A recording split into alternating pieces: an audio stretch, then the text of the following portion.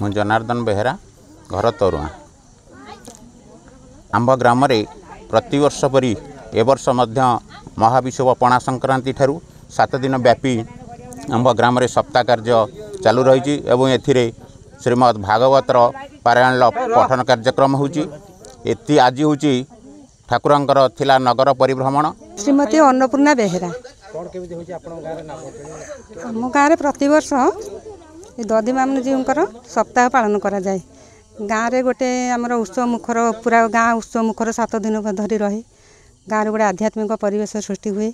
मैंने गाँव प्रत्येक लोक ये उत्सव बहुत बहुत खुशी था। युक्त प्रफुल्ल कुमार पंडा ग्राम कवित्रा शासन